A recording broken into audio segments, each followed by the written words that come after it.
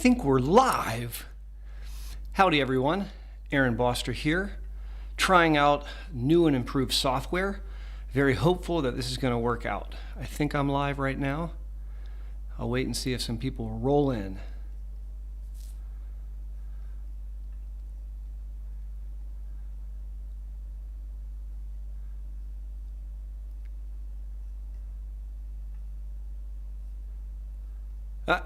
It's working. Hello, hello. Hey, Kiefer, how are you? Melinda, howdy do? Mohammed is here. All right, guys, you're starting to roll in. Nicole Fisher is here. Jello, hello. AMSR listening. Britt, this is fantastic. Howdy, hello, hi, everybody. Aaron Boster here. I am absolutely tickled to be joining you for this month's January, I'm getting ahead of myself, live stream. 1st of 2022. I am absolutely delighted to be here with you. Karen Tweed is calling in from Canada. Hello, Karen. Hello, Lena. Hello, RX. As you jump online, please do me a favor, say hello, howdy, hi, and tell me where you're calling in from. I love watching this growing global online community grow and get bigger and bigger, and it means the world to me. Jason Bell is firing up with some flames. Thank you, Jason. Mia is in the house. Laura Hines is here. This is fantastic, guys. I am so very excited for this night. I have a lot of fun things planned for you. Now, I jumped on a little bit early. I still want to start at the bottom of the hour at 6:30 p.m. Eastern Standard Time. OH, Sherry Franco, IO says. And once we hit that 6:30 mark in 3 short minutes, we're going to get rocking and rolling. I'm going to give time for everyone to jump online. Please say hello to people as they come online. This is a really, really fun community. As I've told many of you before, I never in a million years anticipated the community aspect of this YouTube channel. It's really, really cool. Bonjour, mon frère. J'espère que tout va bien avec vous, votre famille et tout. James is here. I try to fly, but crash a lot. That's an awesome name. Jen McGraw's in the house from Maryland. Hello, Jen. I hope you and your family are crushing it. Wade is online with flames, as is Ben. Now, if this is the first time you're joining, hey, Desiree is on. Desiree, I hope that you're doing well. She's one of our amazing moderators. Thank you very much for being here tonight. We're going to be doing a lot of really fun things. Make sure, please, that you have your water handy.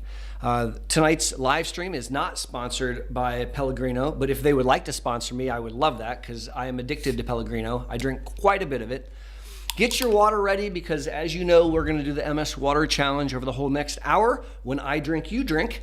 The idea here is that we want to really work on upping our hydration game.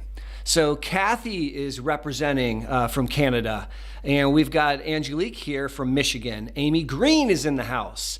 Is MS related to cold feet? Yes. Now, Amy, I'm going to be doing a lot of fun things tonight. In the second half of tonight's evening will be a Q&A. So we've got Australia representing in the house. Hello, Angie. How are you? Elizabeth is calling in from California. Lane has fire. Whoop, whoop, says even it is so well. This is really fantastic. I am so excited. We have 1 minute until we kick it off. MS Water Challenge, guys. You know what to do.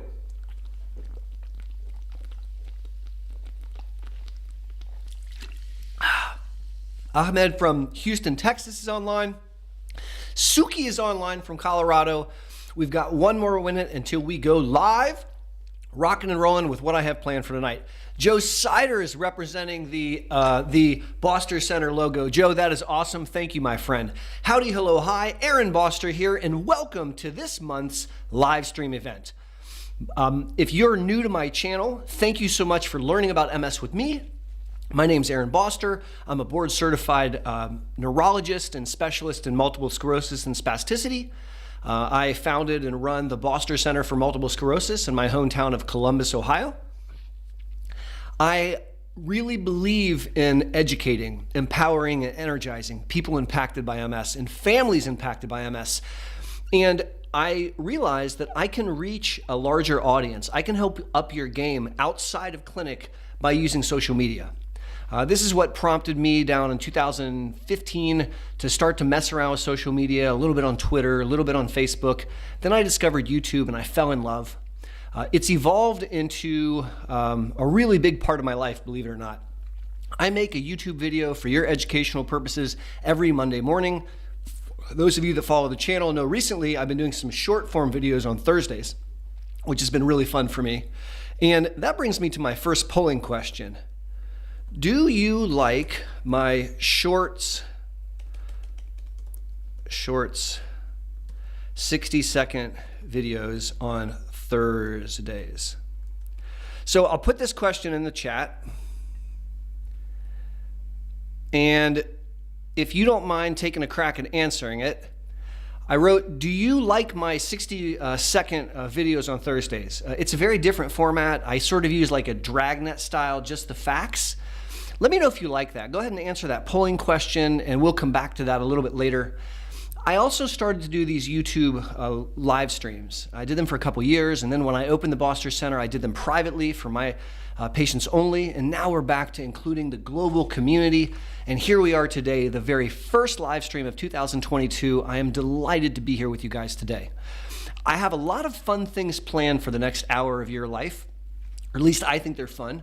I'm going to start by giving you some clinic updates. We have a tremendous amount going on at the Boster Center for MS. I am super proud of my team. It's growing and becoming really, really exciting. And so I have a couple updates that I would like to share with you. Then I want to share with you some updates for these YouTube live streams. I have a couple really fun things that I want to share that are coming in the months to come. And then I have a couple other topics. I want to talk about a video that I made earlier this week. Maybe a little bit of an inflammatory video on when you should quit your neurologist. And so I want to discuss that with you guys in some depth. Then we're going to wrap up with a Q&A, and Ask Me Anything MS. And that's going to be the second half of this discussion. So let's jump into our activities, starting off with a little water challenge. This is the MS water challenge. When I drink, you drink. Come on, guys, you know what to do.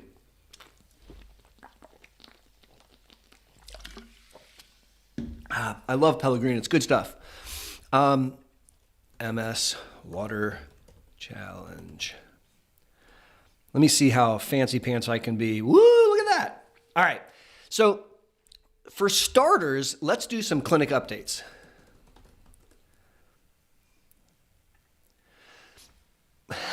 Ben writes glug, glug, glug. Here, let's do this. All right. So a couple clinic updates. Now, if you're not familiar with the Boster Center for MS, you can check us out at bosterms.com, bosterms.com.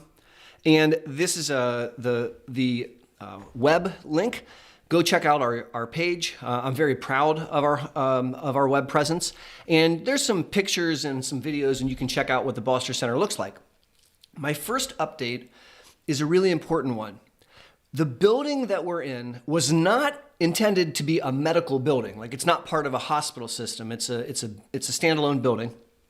And when we moved in, we installed a handicap door where you smack the button and the door opens for you in our suite, but we didn't have one in the front of the building. And we've been in negotiations with the landlord for 2 years now, and I'm very, very excited.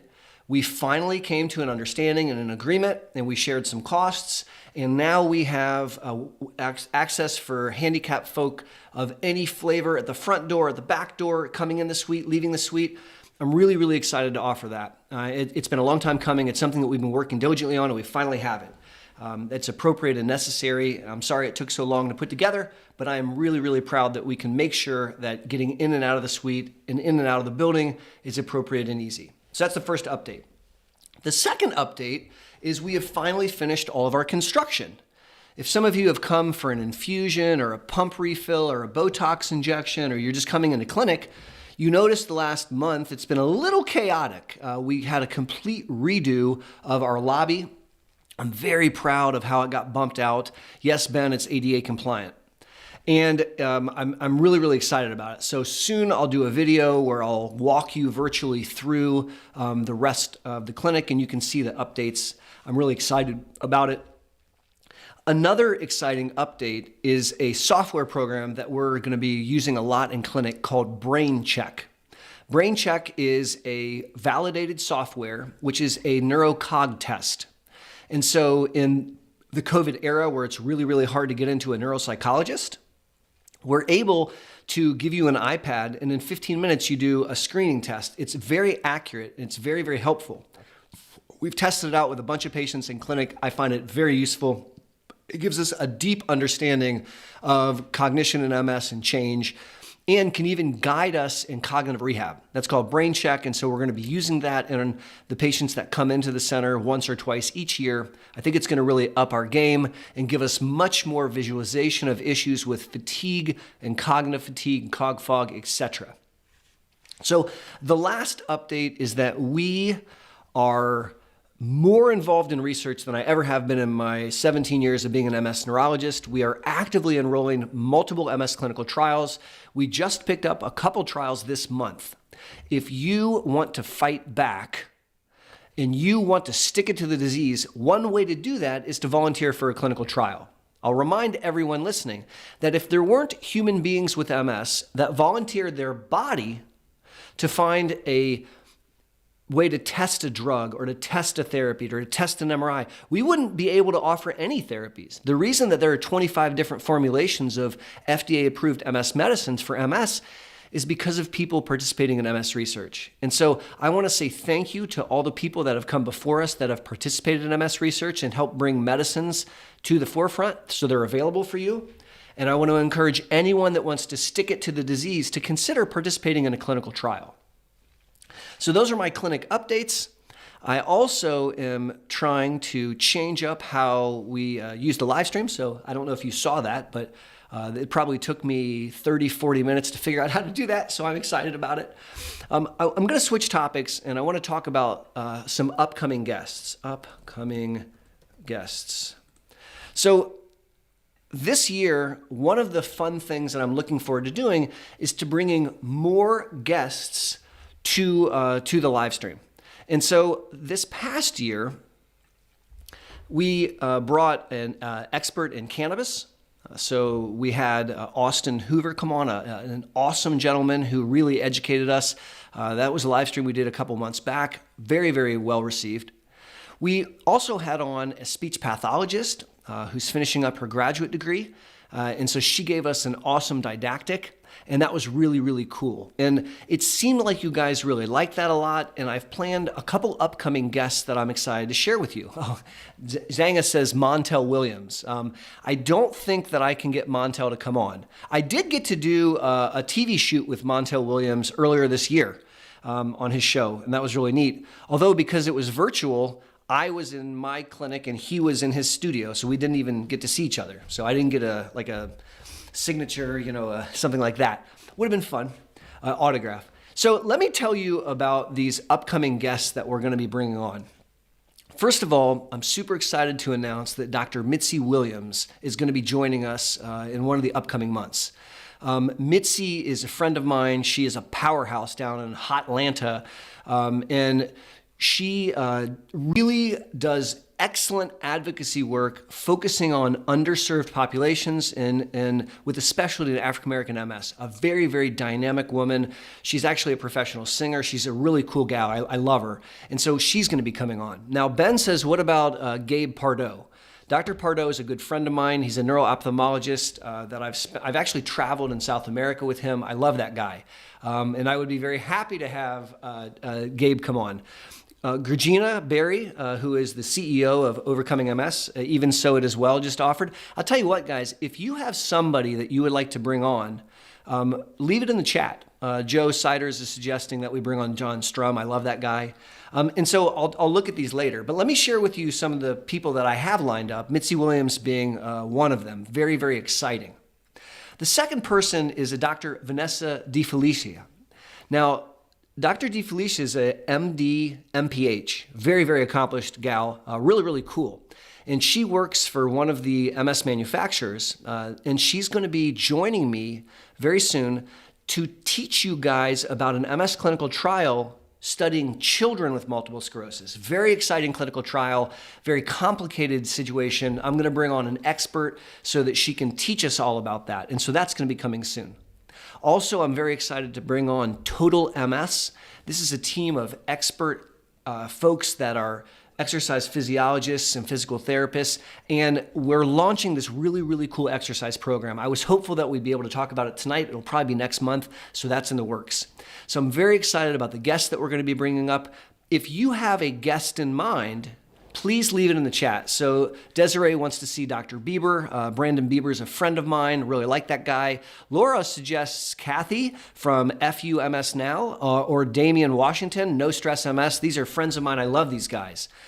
So John Kamholtz from University of Iowa is a guy that I go way back with. This would be super. So thank you leave your comments and suggestions for people that you'd like to bring. And I'm looking forward to spicing up the live stream by trying to have a guest every month or every other month, something like that. Hi, Aaron Reed wants Christina Applegate. I don't think that Christina Applegate will return my phone call, but I could try to text her and see what happens. MS Water Challenge, everybody. Let's fire it up. When I drink, you drink. And let's now turn our attention to one of the topics that I was excited to talk to you about. And to change it up, I just want to kind of do something a little bit different. I wanted to give you kind of a view of what's behind the scenes. And so you can see one of my mics, and I've got some lights over here. And just to give you an idea, and let's just use this screen for a little bit. I want to take some time and I want to talk about something that is really important to me and something that I didn't spend enough time thinking about in the past. And that is gratitude.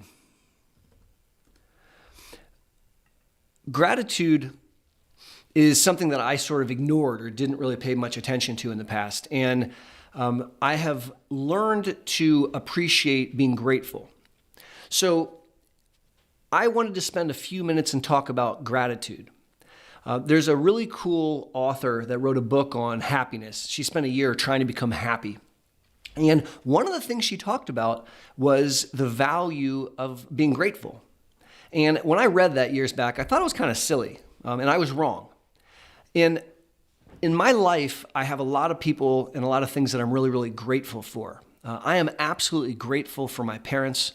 I'm grateful for my mother and my father, who are amazing supports. I am grateful for close friends. I'm grateful for my team members at the Boster Center for MS. And what's happened in my life as I do my morning meditations, you guys know that I do a shower meditation in the shower every morning. I sit down and I close my eyes and I breathe. And I go through a breathing exercise, counting, and it really centers me for the day. I've also started to reflect on gratitude. And I'll share something really cool with you. The more time I spend thinking about being grateful, the more time I feel gratitude, the happier I get. So I wanted to bring that to this live stream. And I want to challenge everyone who's listening right now, whether it's live or whether you're watching this on a replay, to write in the chat or in the comments section something that you are grateful for. So share with us. What is something that you're grateful for? Talk to me about what that is. I am really looking forward to reading your answers as we move forward. I can't wait when this ends to go through and read what you wrote. So the topic is gratitude, and I have really gotten into identifying gratefulness and recognizing when I am feeling gratitude and grateful. It means a lot to me, and so I'm excited to hear from you guys. So just a little quick word about gratitude, and we're going to go on to the next polling question. So, polling question. Now, one of my friends, let me see if I can click this. One of my friends commented that they didn't love my microphone in the scene. And they said it kind of looks like a broadcaster. It doesn't really look like a doctor. And so we had a discussion about it because I thought it was kind of cool. I was excited about my new microphone.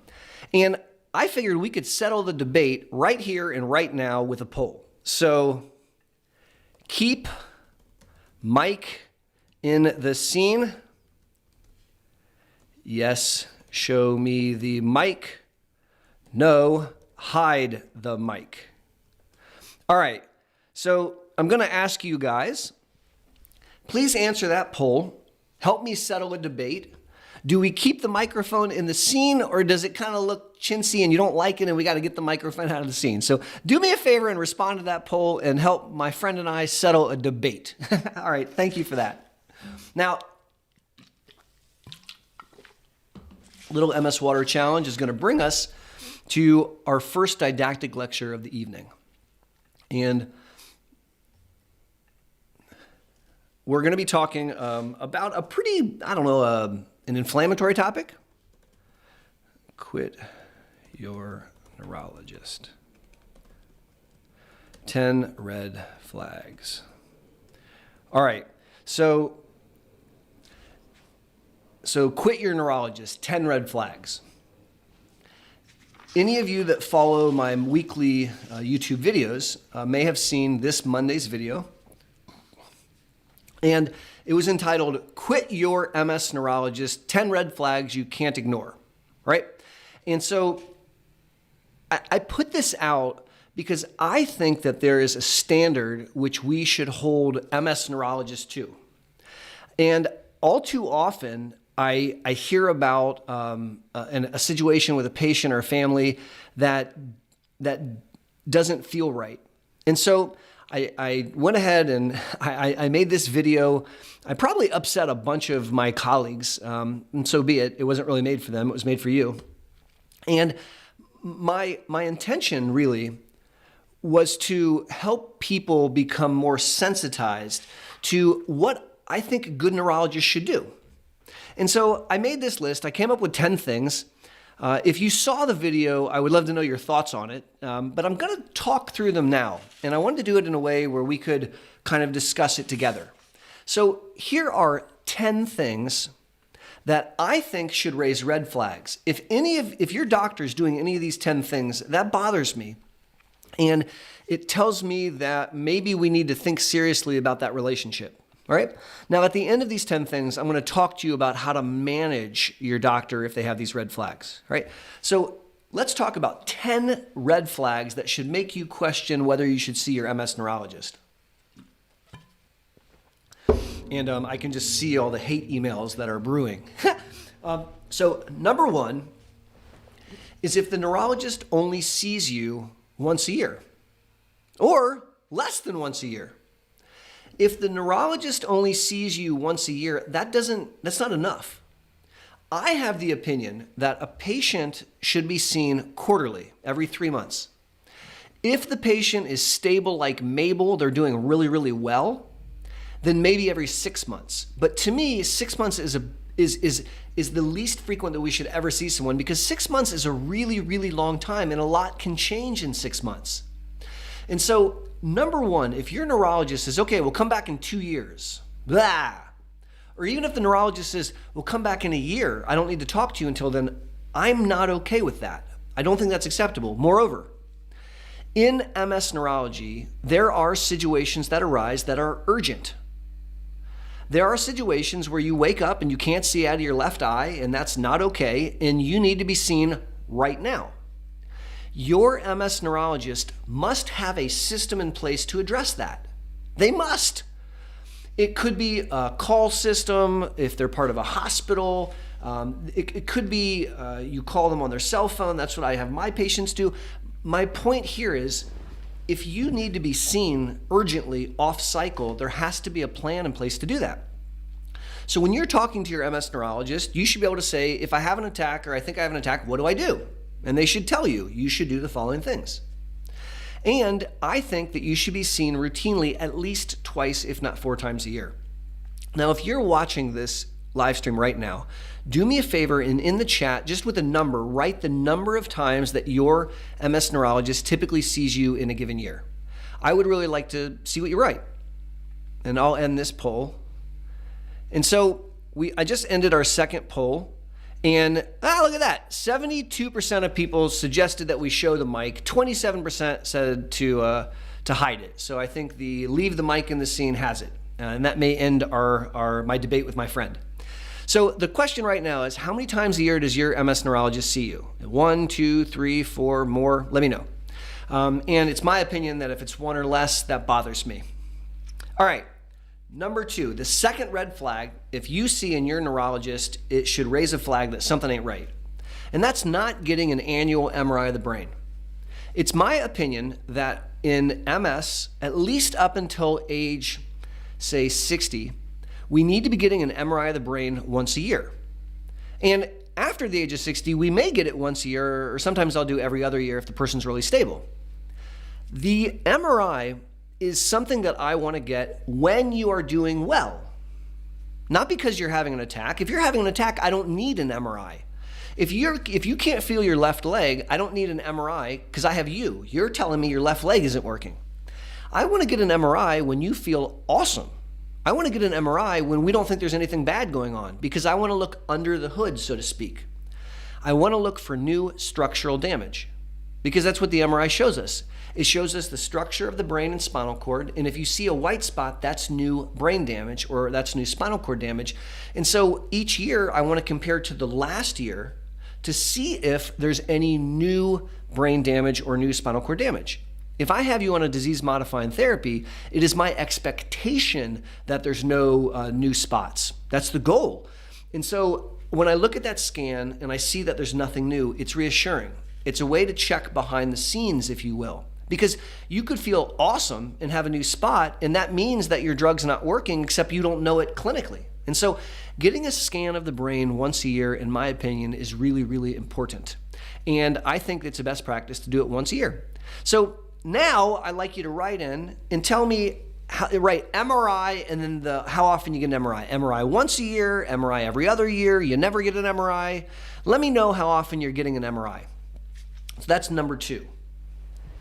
Number 3, after the neurologist orders the MRI, they should show you the films. You should see the pictures. I am frustrated when I hear that a neurologist tells a patient, you don't need to see your films. You shouldn't look at them, or you're not supposed to look at them. There's an expression that a picture's worth 1,000 words. Well, an MRI is like thousands and thousands of really high, gorgeous images. And so that would be like billions of words. And when we're talking to a family impacted by MS, talking ethereally about lesions is just that. It's kind of an airy-fairy concept. But when I show you the new brain damage, I think it helps make it real. And when your husband thinks that everything's fine because you look okay, when he sees your MRI and I show him the brain damage, sometimes it helps him realize that his wife is a superwoman for functioning as well as she is with such a severe situation going on. And so I really, really think it's important that the MS neurologists show you your films. I mean, it's your brain, it's your body, it's your insurance money. You paid $3,000 in some cases to look at that picture. I think that you should be allowed to see it. And I think that your neurologist should go through it with you. That's my opinion. And if they don't go through it with you, that bothers me. So as we go through this, if your neurologist shows you your images, or if your neurologist does not show you your images, please write that in the chat. Say like, my neurologist shows me my pictures, or she doesn't show me my pictures. I would love to hear your responses, and I'm going to be looking later at this very carefully. I'm very curious about what the community here has experienced. All right, number 4, the 4th red flag. If you see this in your MS neurologist, you need to take pause.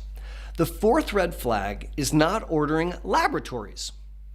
So every MS drug, except Copaxone, requires monitoring labs for safety. We need to check on the liver or the kidneys. We need to look at the white blood cell count. We have to look at the platelets. There's a host of laboratories which are important to get. And if your neurologist never orders labs or is not looking at the labs that your primary care doctor is ordering, that's not okay with me.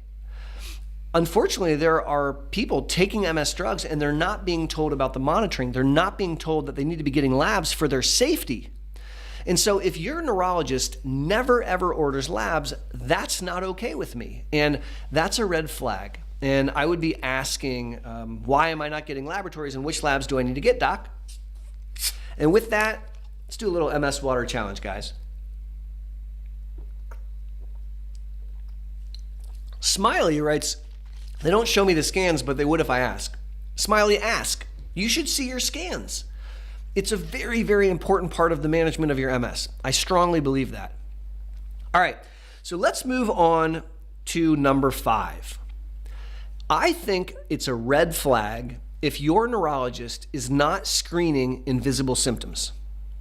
So much of MS pathology is invisible to the outside observer. Honey, you look so good. Oh, you don't look sick. We hear that all the time, right? And so much of MS pathology is invisible. And I think that we need to recognize that, and we need to be asking about that. So when I talk about invisible symptoms, I like to start talking about the up theres and the down theres. Any of you that have participated in this channel know about the up theres and the down theres. The up theres are a constellation of 3 invisible symptoms that have a major, major impact on quality of life in MS. Thinking and memory, mood, and energy.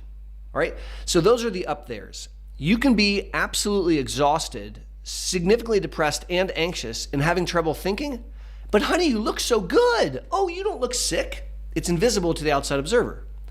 And all 3 of those things are treatable. And so I think that your MS neurologist needs to be screening. At the Boster Center for MS, we give patients an opportunity to fill out some questionnaires that screen for depression. They screen for fatigue.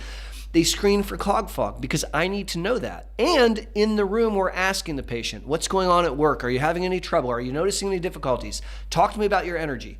That is a very, very important process, I believe. And if your neurologist is not asking you about that, I don't think that's okay. Similarly, I think the neurologist needs to be asking you about the down theres. So we talked about the up theres. What about the down theres? You know, the down theres. Bowel, bladder, and bedroom, the down theres. If you would like to make an adult human miserable, make them pee their pants. If you would like to make an adult human really, really upset, have them become incontinent of stool, or make it so they can't achieve orgasm. MS can cause all of those things to occur, and it's terribly difficult to have a quality of life when you can't control the down theres, and it's a little stigmatizing. It's a little bit stigmatizing, and so sometimes people are a little embarrassed. They don't want to say, hey, I can't get an erection, or hey, you know, I wet my pants sometimes, or you know, the other day I pooped the bed. I mean, those are not things that are fun to share. And it's my opinion that we need to be asking patients these questions. We as neurologists need to normalize that that's part of life. Every one of us poops, every one of us pees. If we're lucky, we get to have sex. And we need to be asking, are there any problems with the down theres? Again, it's invisible, and we need to be asking about it. Now, there's other invisible symptoms, but in the spirit of getting through this live stream and not making you hang out with me until midnight, I'm going to just leave it at that and share that I need some system by which the neurologist screens for invisible symptoms. She could just ask you, how's your bladder? She could give you a questionnaire, but there needs to be some mechanism by which you can have that conversation. Absolutely. Very, very important. So that's number 5. The 6th red flag. The 6th red flag, if you see your neurologist not doing this, I think that you need to be concerned. And that is not reviewing medication adherence. So if you have an MS medicine and it's hard for you to take it, and so you miss it sometimes, or you hate it and it hurts or makes you feel bad, that's not good, because over time it'll become increasingly difficult for you to take that medicine, and more than likely eventually you may start to miss it more and more often. And a medicine you don't take doesn't work. And so there's no shame in that. That does not mean that you're a bad person and did a bad job. Not at all. That doesn't mean that you're a failure. It just means that that medicine is not a good medicine for you. And it's actually the job of the neurologist to help you with that. It's not your job. It's your job to say, hey, I'm having trouble taking my medicine. Now, the reality is that sometimes patients are reluctant to admit that. They feel nervous that the neurologist may be upset. And we as neurologists have to set the expectation that we're not going to be mad. It's your disease, it's not my disease. But if you're not successful in taking your drug, we need to discuss that. That's a discussion. That's a topic of conversation. I may know tricks and tips to make it easier. Or we may need to switch you to something else which is easily able to be tolerated. So if your neurologist, is not on a every visit basis asking about how often are you taking your medicine, how often are you missing your shots, how often are you missing your pills, are you having any troubles, then that's a red flag.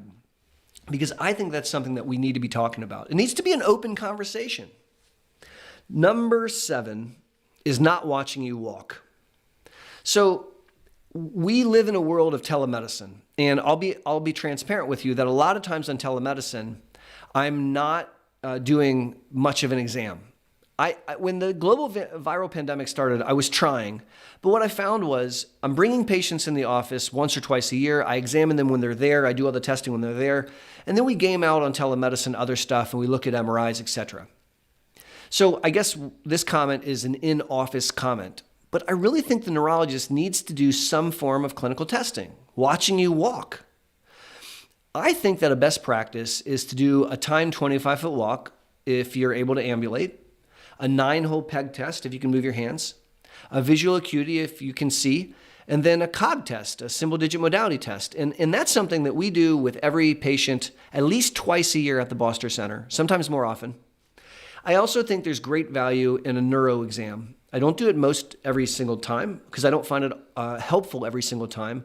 But I do think that making sure that you watch the person walk is one key element that any neurologist needs to be doing. So if your neurologist never ever examines you, never does any clinical testing, that doesn't sit well with me. And I think that we need to think about that as a red flag. So number 8 is probably the most important. And I'll be honest with you, I made the entire lecture just so I could talk about number 8. True statement. Number 8 is the biggest red flag. If your MS neurologist offers you a first-line injection, Avonex, Rebif, Copaxone, Betaseron, Extavia, Plegridy, you need to run for the hills. Now let me be clear. If you're already on one of those medicines and you're a super responder with no attacks, clean MRIs, stable exams, normal neuropsych testing, maybe begrudgingly I'll leave you on your shot. But if the neurologist is offering you an injection, which was cutting edge in 1993, 95, 96, 97, as a first-line therapy, leave the office. If the neurologist is saying you failed a medicine, you had breakthrough, we're going to change medicines, and they're changing you to a shot, run for the hills. Seriously, scream and run out of the office as fast as you can. Because that neurologist is bringing to the table old medicines that are not as good as the newer ones. They're not capable of bringing to the table what the new stuff is, okay? And so if your neurologist is offering you a shot as a first line or as an escalation, that's not okay, and you need to run. Now, when I say shot, I'm not talking about Kesimpta, that's a shot, but it's a high efficacy shot. I'm talking about Copaxone, Rebif, Betaseron, Extavia, Plegridy. These are medicines that we should not be using. If you are a super spawner, like Even So It as well, then God bless, that's fantastic. But if there's anything else going on, we need to escalate to better drugs. That's number 8, and it's the most important one that I'm talking about today. Number 9 will come at you as soon as we do a little bit of MS Water Challenge.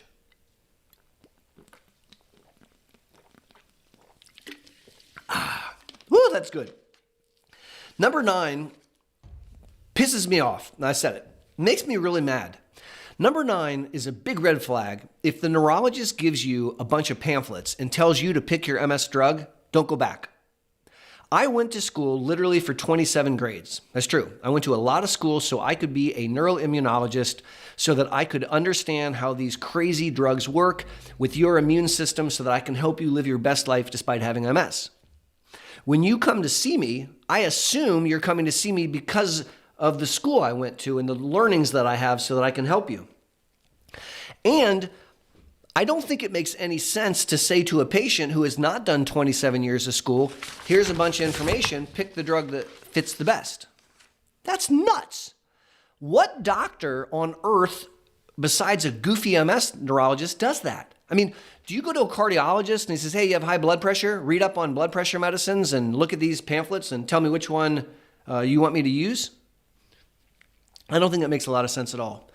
If your neurologist lets you just pick, I'm not okay with that. It's my opinion that you and your neurologist need to talk about the good, the bad, and the ugly.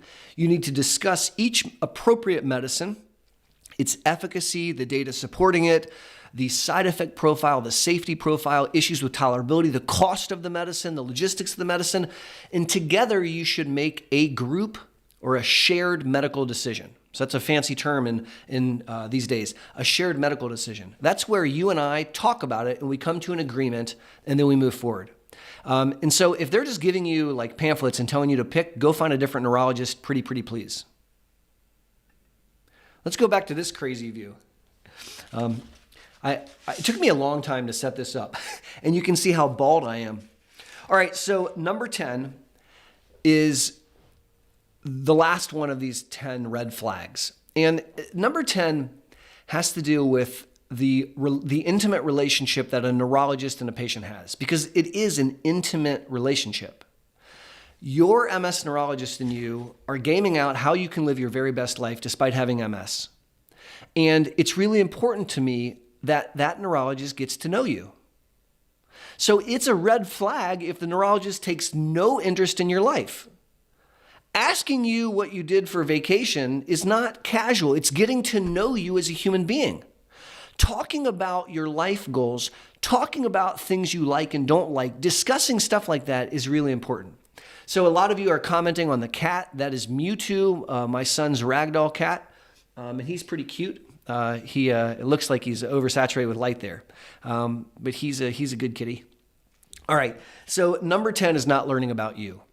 10 red flags. If you see these red flags with your MS neurologist, I think that we need to take pause. We need to recognize that it's a red flag and then talk about what do we do. So let's discuss for a few minutes now, what do we do if your neurologist has one of these 10 red flags? What should we do? So I don't actually recommend that you just quit your neurologist. I recommend that you have a conversation with your neurologist. I think you should say to your neuro, hey, I would like you to examine me more. Or hey, why are we not getting MRIs? Or listen, I know I'm going to do my research, but I would really like to know what you, the expert, think is the best drug for me. Or you might say, hey, I just did something really cool. I built a spaceship in my garage. Can I show it to you? I took a picture. Can I talk to you about it? I think the very first thing that you need to do is have a conversation. You can say, hey, you're not asking me about my cognition and it's really bothering me. You're not asking me about my sexual function and I would like to have a better time in the bedroom. You're not asking me about that, doc. I think that the first thing that should happen is you need to do a little bit of self-advocacy. You need to tell the doctor that you're having an issue and that you want to talk to them about it. And they should be receptive to that.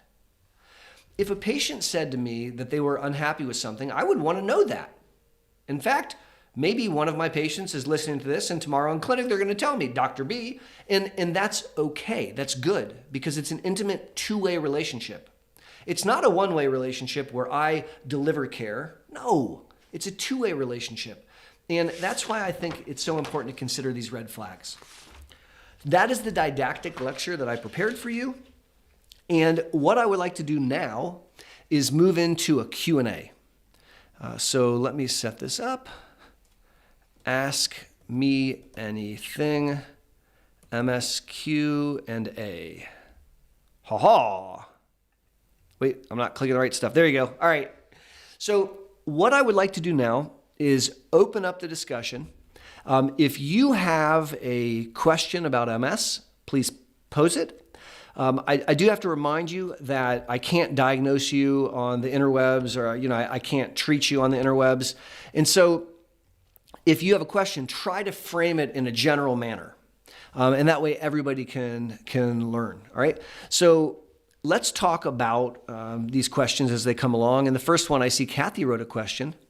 And I think that I can post these questions. So Kathy writes, how long should we expect appointments to be? And I think that really depends. We like to see our patients for an hour twice when I'm getting to know you during consultation. And then we see our patients for a half an hour or an hour, depending on what it is that we're doing. Sometimes with telemedicine, we may have a very, very quick 15-minute discussion if there's just a quick follow-up. But generally speaking, in the office, I think a half an hour to an hour is what I like. So Lana Berry writes, can mold cause MS, or could it trigger it, or can it just mimic MS? So I am not aware of mold causing MS. In fact, I am aware of data supporting that there's no known association that mold could cause MS. So let's see here. Lydia just wrote something, but I lost my place, Lydia, and now I can't find your question. There we go.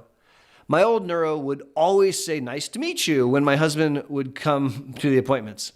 And that's funny because apparently the old neurologist was constantly re-meeting your husband. So, now, talking about the lecture, Linda writes in, after 3 years of stable MRIs, my doctor told me we can skip a year. Now this concerns me. So, Linda, I understand the rationale. It's my opinion, which doesn't make me right. It's my opinion that up until the age of 60, it's probably better to go ahead and get a scan once a year. But what I see here is a doctor who's at least thinking with you and saying, okay, it's been stable, we'll skip a year and come back to it. Now, I may not personally agree with that, but I don't think it's abominable. What I like is that it's a conversation that you're discussing. Now, Nicole Fisher writes a really, really good question. Why do UTIs cause MS symptoms to get worse? And I would love to explain that. So when you have, and I'll use the optic nerve as the example for our discussion, all right? So the nerve that runs your left eye.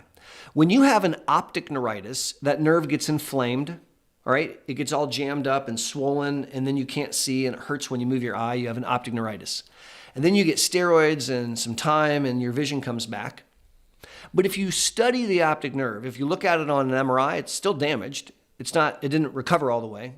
And if you do ocular coherence tomography, so you shine a light and you measure the thickness of the back of the eye, you'll see that it's been damaged. So it's not working the way it used to. Now, you may regain all your vision back. You see fine.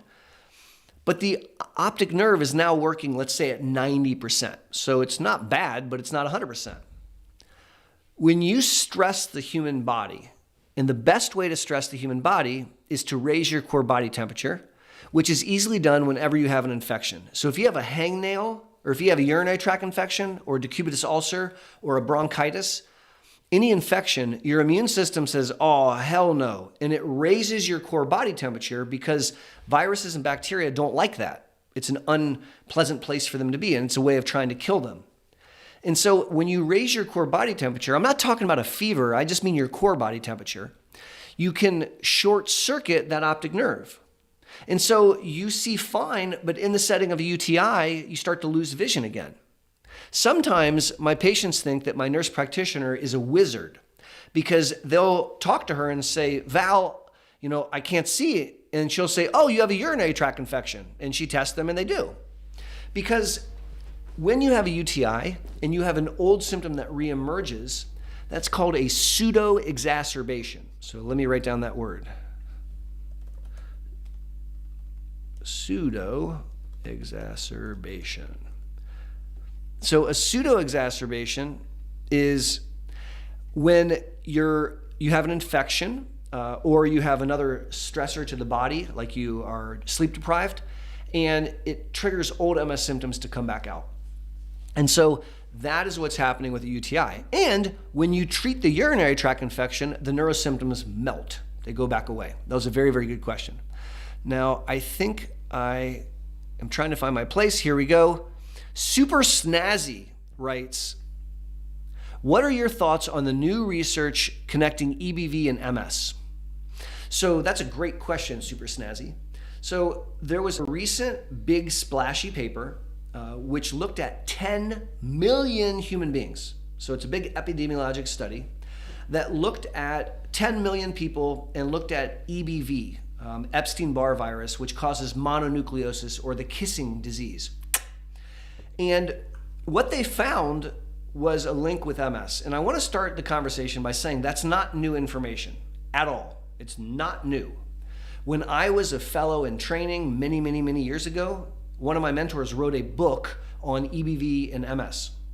And you can find evidence suggesting that EBV and MS has been linked for 20, 30 years. So that's not new information, but it's exciting because this was a really, really big study which kind of confirmed what we already knew with the largest study ever done, 10 million people. Turns out that 95% of adult humans have been exposed to EBV. So EBV is quite a successful virus. It infects 95% of the population. But 100% of people with MS in the study have been exposed to EBV. And with that volume of people, it's pretty clear that there's a strong association. Now, let's break this down. Having mono does not give you MS in and of itself. Here's the party line as we understand it. There are certain genetic factors that do play a role in increasing a given human's risk of autoimmunity. People who trace their ancestry back largely to Western or Northern Europe share constellations of genes, like they may have similar skin color or hair color and stuff like that. They also may share genes for their immune system. And there are certain immune alleles that increase the risk to develop MS or autoimmunity in general. Now, that's not enough to give you MS. This is not a genetic condition in the traditional sense. We then believe that there are environmental risk factors which could increase or decrease that individual's risk. So we know, for example, low levels of vitamin D pre-puberty increase the risk to develop MS. We know, for example, that exposure to smoke or secondhand smoke pre-puberty increases the risk to develop MS. We know, for example, that if you're morbidly obese or inactive, particularly when you're younger, that increases the risk to develop MS. And so we have this genetic population predisposition, and then it's increased or decreased by these environmental factors. Then we believe that you contract a viral infection, and we think it's mono, EBV, and your immune system fights the mono and kills it. But when it builds an arsenal against mono, the arsenal mistakenly identifies your brain and spinal cord as being mono. And so once you build those immune components that are tooling the human body, inappropriately identifying your brain as EBV, every single time it sees what it thinks is EBV, it attacks it, except it's attacking your brain. That's autoimmunity. So that's kind of the causal link. Now, that's fine that we've been able to confirm that, but really the question becomes, what do we do about it? Because you can't avoid EBV. Again, 95% of the population is exposed to EBV, so it's not as if you can just hide and then not get EBV. It doesn't work. What you would need to do is a vaccine trial where we vaccinated an entire population. So imagine that we vaccinated the entire United States. Every single person that's born gets an EBV vaccine. We could find out 20 years later whether or not we can eradicate MS, which would be really, really, really exciting. And talking about that is kind of a wah-wah, because any of us that have been on Earth for the past 2 years know that humans are a little bit resistant to taking vaccines. A lot of Americans are very resistant to taking vaccines, which makes me sad. Maybe the place to test this out would be in a place like Denmark. Denmark is a smaller country. They have excellent healthcare. They have a socialized healthcare system where everyone is tracked. They have amazing national registries looking at all the people with MS and their families. And so maybe in a place like Denmark, you could immunize the entire population, or at least immunize the children of people with MS. And then we might be able to find out if we can really impact what's going on. So that was a really good question. Thank you for asking it. So Britt writes, what happens if you realize an MS clinic patient may actually be an NMO patient? So NMO, neuromyelitis optica, is a cousin of MS. It's a very nasty cousin of MS, not a very nice cousin. And in NMO, we can see optic neuritis and we can see transverse myelitis just like in MS. But the more and more we study NMO and MS, it is relatively easy to separate them if you know what you're looking for. There are certain patterns to the MRI on NMO which are different than MS, and there are certain laboratory values which are different in NMO and MS. And so a good neuroimmunologist should be able to ferret out the two. If we identify someone that we thought had MS, in fact has NMO, we need to simply make sure that we're treating them with the right medicines. It turns out that NMO patients who take interferon beta products do worse. So we wouldn't want to give someone with NMO an interferon beta product. We could, however, use a B-cell depleter. So medicines like rituximab, which is off-label, or ocrelizumab on-label, or Kesimpta, these are B-cell depleters. And B-cell depleters work really, really well to treat NMO. So if the person who has NMO, we thought they had MS and they were on Ocrevus, it kind of doesn't matter. We wouldn't change their drug. It is important to know what they have because we have different expectations for the disease course and we have different expectations for how the drugs work. Moreover, we now have 3 FDA-approved drugs just for NMO. Solaris. There's a lot of really exciting eculizumab. There's a lot of exciting drugs. Enspring. There's a bunch of drugs out now for NMO, so it's a disease that we can really treat. And if you have a question about whether or not you have NMO, you should ask your neurologist and say, hey, are you sure it's MS and not NMO? And they'll probably smile and say, why'd you ask me that? But there's some labs that we can check, and there's features on the MRI that allow us to tell it apart. Very good question. So Wade writes in, will my insurance company pay for me to have 2 neurologists? So if you are referred by your primary care doctor, yes, because your primary care doctor is saying that you need a second opinion, and they'll pay for that. I've never seen them not pay for that. Kevin writes in, is there a place on your website dedicated to the latest research? So that's a good question, Kevin. So I don't update the latest research on my website, although I do update the latest research on Twitter. So my Twitter handle, here, I'll write it in the chat. Twitter at Aaron Boster MD. So if you look in the chat, at Aaron Boster MD, that's my Twitter handle. And most mornings, at least 2 or 3 mornings, if not every morning, I go through a ritual. After I read the PubMed abstracts from the night before, I will tweet out the most relevant ones that I think the community would really benefit from.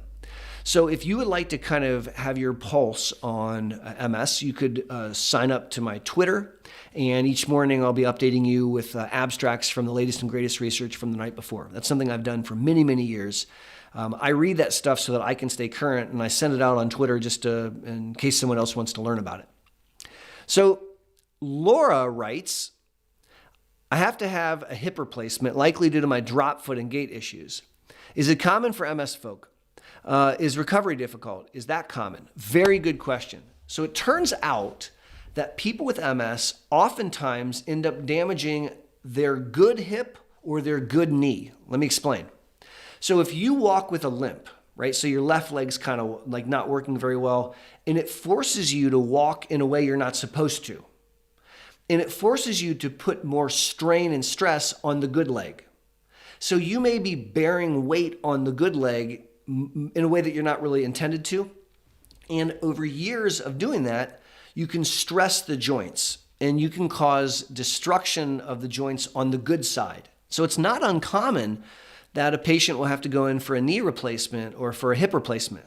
Now, the good news is those surgeries are remarkably good these days. I mean, these orthopedic surgeons are amazing. And post-op day 0, they get you up walking around. It is true that someone impacted by MS might be slower to recover, or they might have some MS symptoms that crop out during the perioperative period, like right after surgery. But I would not say that they're doomed to heal poorly. We do have to pay attention, Laura, to the medicines that you take for MS, because some of the medicines can interfere with wound healing. And so you want to make sure that your orthopedic surgeon knows about that. You want to make sure that your neurologist knows that the surgery is coming up so that they can coordinate efforts. Good question. Jen writes, with BTK coming hopefully soon, what would a transition from a B-cell depleter to BTK look like? Great question, Jen. So Jen is a smart gal and is talking about some exciting research that I talked about in previous live streams. It's talking about butyrate tyrosine kinase inhibitors, BTK inhibitors. They're small molecules, they're pills. And at the Boster Center for MS, we're studying them in several clinical trials. 1, 2, 3, 4. There's 5 clinical trials going on right now at the Boster Center, all surrounding BTK for primary progressive MS. We enrolled a patient today, BTK for secondary progressive MS. We've got 3 trials looking at relapsing MS. It's very exciting right now. These molecules are really cool. I like them because they don't increase risk of infection, which is lovely. And I like them because they do 2 things that we've never really been able to do before. One thing that we're able to do is affect B cells in a unique manner. Now, B cell depleters like Ocrevus, Rituxan, Kesimpta, those medicines work by killing B cells. Very effective way to manage MS. Very effective. But increased risk of infection. What BTK inhibitors do is they block B cell communication without killing the B cell. So, la la la, I can't hear you, is kind of what happens, but you don't murder. And so that's a cool trick. The second thing that BTK inhibitors do that I really like is they affect microglia. Now, you may have never heard of microglia. Why? Because it's not very discussed because we've never been able to impact it. Microglia are an immune cell in the brain, and when MS is present, they become active and they do things they're not supposed to, like eat their neighbor. And so we would love to be able to turn them off, but we've never been able to get to them. BTK inhibitors can get to them and turn them off, and so that's very exciting. Now, I'm sorry to say, Jen, but it's probably not going to happen as soon as you may want. So we're currently enrolling for these clinical trials. There's one clinical trial, one BTK inhibitor called evobrutinib, made by Serono, and they have locked enrollment. So they are leading the charge in trying to get their trial done first. But it's still going to be a couple years until the trials are done and a couple more years to process all the data. And so we're looking at, 5+ years probably down the line. Not that stated, let's talk about how we transition. I can gander one way to transition would be to stop the B cell depleter, wait 6 to 9 months till the B cells return, and then take the medicine. And that's probably not what I'm going to recommend because I don't want to separate things out and allow the B cells to return because I don't want the B cells there. That's why we got rid of them in the first place. We're trying to control your disease by quelling that. And so I can imagine I might do a tighter thing where maybe 3 months in, after your infusion, I start you on the I start you on the BTK inhibitor. And then what will happen is as the first medicine wears off and as the cells come back, the BTK inhibitor is on board and it'll block them from participating. So that's off the cuff. As we learn more, we'll learn more about transitions from one medicine to another. That was a really good question. Thank you for asking it. All right, let's see what else we got cooking. Angela Blair writes in, why would Ocrevus cause something? Oh, I don't understand. Sorry, I apologize, but I'm not understanding that question. Let's see. So Bella Speak writes, does being under constant emotional stress impact MS? Yes, quite a bit. Now, nobody goes home at night and says, honey, let's get stressed out. So that's not a conversation that you typically have with your spouse. Going home and getting stressed out or having stressors does negatively impact MS quite a bit. Psychosocial stressors have a major impact on day-to-day functioning in MS. And it's not uncommon in my experience that in the setting of a significant stressor, we see an uptick of baseline symptoms. And so if you have chronic stress, that's not so good for your MS. And that's something that I would want to talk to you about. Now, I hate it when doctors say, well, honey, just remove the stress, as if you could cut it out and throw it out. I wish I could do that, but I don't know how. But I think what we can do is we can learn how to manage the stress. And so learning how to manage the stress is a really, really important element. All right, let's take one more question and we're going to have to wrap up because I need to eat dinner. So let's see. So Desiree asked about explaining the relationship between EBV and MS. I think we've done that. I'm looking for a new question. So Chantel writes, can secondhand smoke trigger MS? Exposure to secondhand smoke or firsthand smoke pre-puberty doubles the likelihood to get MS. So yes. All right.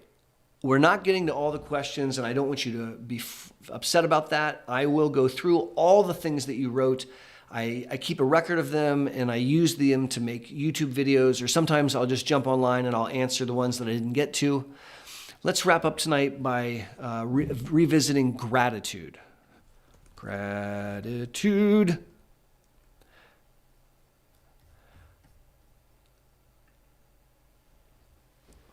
I am grateful for you guys. I am grateful to be sitting here right now interacting with a global, growing online community. Each and every one of you have blessed me with your presence here tonight, with your participation. Every time that you watch one of my videos, when you click the like button or when you subscribe to the channel, when you share it, it warms my heart. I'm really, really touched by that. I really appreciate this global community. It means a lot to me, more than you realize. And so I want to end tonight by saying thank you to each and every one of you. My name's Aaron Boster, and as always, I want to thank you for learning about MS with me. I will be on YouTube next Monday when I publish my next video, and the Monday after that, and the Monday after that. I'm going to continue doing that as long as you keep watching the videos.